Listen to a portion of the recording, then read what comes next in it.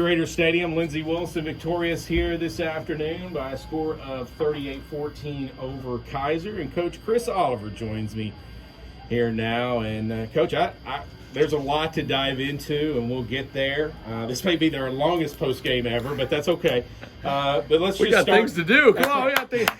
Let's just start about the emotions that you and your guys are feeling down on the field as that clock is winding down towards zero. Yeah, it was surreal. It's surreal, and head coaches are such weirdos when it comes to looking ahead and all that stuff. But I think it's fun that we can really enjoy this milestone, and it is a milestone. It's a 50th win at home.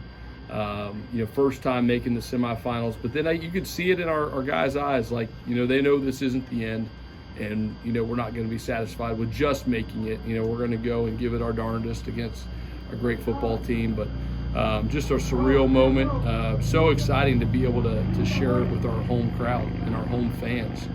COVID and those things have kept the crowd sizes down, but our crowd was great today, all things considered. They were loud on third down for our defense, just really into the game, and it was a great situation and a great setting, and those emotions were just pure joy and very surreal. What was the message? What was your final message to the guys as they huddle for the final time here at Blue Raider Stadium after a game, since we're playing the next one on the road? But just what was your message to the guys? I'm just proud of them for the way that they prepared, and not just the guys that are there in the 57-man roster, but the other guys. And then we talked about let's go with a purpose. We get to play again in 9 days. Let's go with a purpose, and let's just celebrate this the right way, and let's be smart, and let's get to work tomorrow. So it was a lot of head coach speak, a lot of that, dad talk. But at the same time, I told them how proud we are of them, and they take pride. We put up Black Rock 49 the other day as a team. They knew this was going to be 50. They knew it was the first trip to go to the semifinals potentially, or to the championship. So we didn't have to spend a lot of time talking about all those things. Those guys understand it. It's 14-14 after one period, and your defense does not give up a single point the rest of the way. Now, they had a couple of goal line stands, and that's just part of it.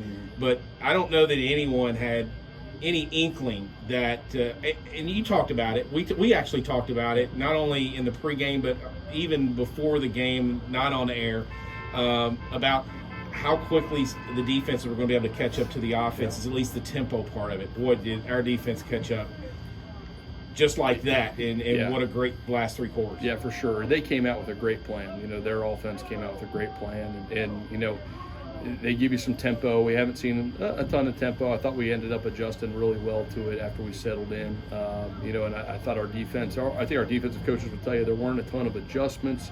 It was just making the plays that were in front of us, playing a little bit harder, playing with a little bit better effort.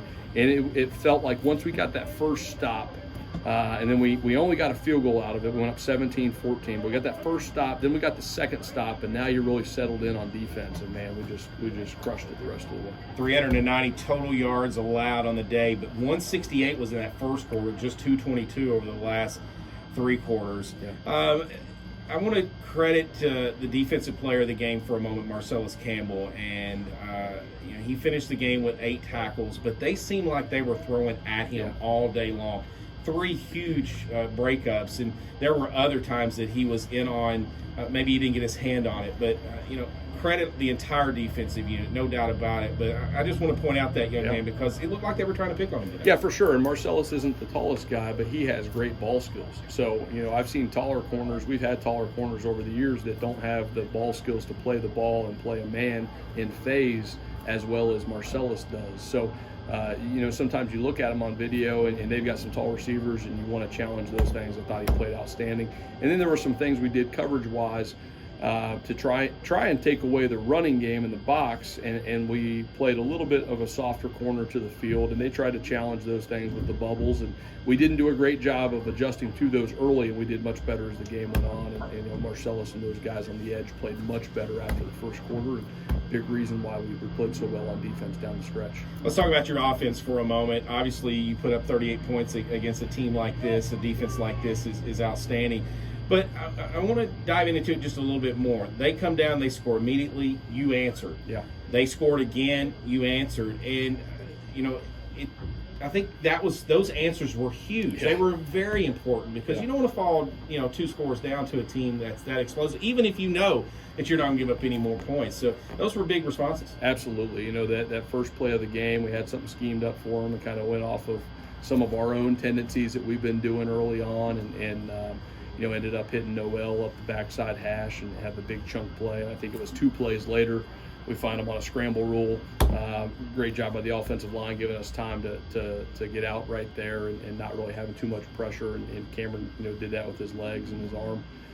But you're right, two big answers right there. Kind of immediately they applied pressure to us, and we answered back and came through. And I think that you're spot on. You can't really underestimate the importance of how those 2 answers on offense allowed us to settle in as a team. And then all of a sudden we finally get that first stop that we talked about, the field goal, and then kind of went from there. I want to talk about your offensive line for a moment because Bob alluded to this multiple times today, how you guys just kept pushing the line of scrimmage. You would get 3-4 yards deep, and ultimately that allowed for the running game to have the type of success that it had today. Yeah, I'm just looking at the stats here, 250 rushing yards on 43 attempts, and almost, I'd say at least 2/3 of that was in the second half, and we were just wearing them down and doing a great job there, and then 287 passing. And, we had a couple times where there was a little bit of pressure, but this is a really good defensive front. I thought we did a really great job on the offensive line. And, you love to see that as the game goes on, you start to pull away, being able to run the football. We had, a 96-yard drive in the fourth quarter. The biggest play of the drive was T. Cole's catch on our sideline. Wow, he got 1 foot in. I don't know if you guys could see it. We could see it. He got, it was amazing. But that's a 96-yard drive. Most of the rest of that goes on the O-line. We'll give T. Cole that catch. Yeah. But most of the rest of that goes on the O-line. I mean, that's what you want when you're running the ball out in this type of game and these type of stakes. Credit to our O-line. 96-yard drive, also a 99-yard drive today, which I'm pretty sure ties a program record. It certainly is a season record, and those type of drives are just demoralizing for defense. Yeah, for sure. We're just really proud of our guys for executing that scheme. That's something we work on every Thursday. We work on what we call our coming out script and talk about, okay, play 1, play 2, play 3, and kind of simulate that. And we went through play 1 and play 2 on that script, and we got that first down, and then you have some breathing room. Credit goes to our players for going out and executing. Cameron Dukes finishes 22 of 31, 287 yards, 4 touchdowns. He rushed for another 56 yards on the afternoon. His name is definitely in the hat for National Player of the Year, but more than that, again, I go back to the response to the 2 touchdowns and how confident he looked, and that just kind of exudes out through the rest of the team. When you got your guy who's calling the plays in the back that confident, it's got to carry over to the other guys. Yeah, for sure. Just so proud of how he prepares and how really the quarterback room prepares, but how Cameron prepares for games, and just came in today very, very ready to go, and he just in tune with the game plan, knows what we're trying to do and how we're trying to attack it, and then you add in his God-given ability coupled with that work ethic, and he's a great player. We're very fortunate to have him. Terrell Cole, 7 catches, 142 yards. You mentioned the 1 catch, 2 touchdown catches on the season. Noel Patterson with a monster day, his career highs in 99 catches, 96 yards. Yeah. Again, it was just a complete effort from the offensive line up to Dukes, up to Jalen Boyd had another solid afternoon. Kobe Belcher right there in that fourth quarter. His freshness, I thought, made a huge difference against that Kaiser defense that was starting to get tired. Yeah, there's been some times this year where Kobe has come in the third and fourth quarter as we've pulled away, and he's had some great runs and been very consistent with that. And we kind of looked at it today of JB could have still gone, Darius could have still gone, but it was the game was still in question there for a little bit, and they said, hey, how about we play Kobe's fresh legs, and kind of got that closer mentality today. He did a great job, again, the O-line. T. Cole had a great day, and I think that is the single season touchdown record. That's right. You may have mentioned that. Yep.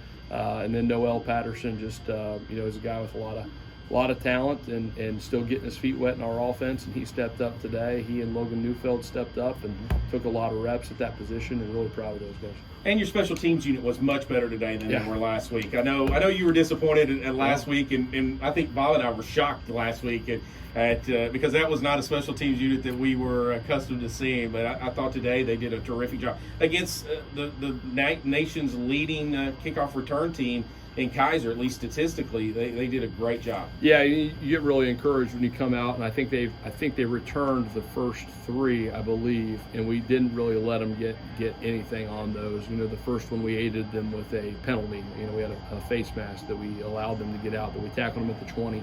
Then we come back down to the 20, and on the next one, and they get a penalty, backs them up to the 10.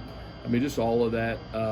You know, when you have teams that then let the ball go or fair catch it or whatever it may be because of how effective you were early in the game, it's really encouraging and fun for our sideline and for those guys. And, you know, our kids work hard on the special teams and really buy into that, and it was fun to see it come to fruition today. Coach, who knew made football would be this fun?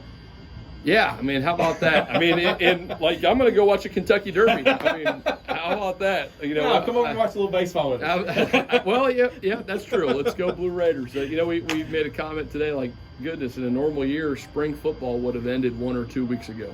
And here we are playing national semifinal on Derby Day. But we're really excited to move on, really proud of our kids, and you know, ready for that next challenge. Coach, congratulations. Thank you. All right, that's LWC head football coach Chris Oliver. We're back in 30 seconds. This is Blue Raiders.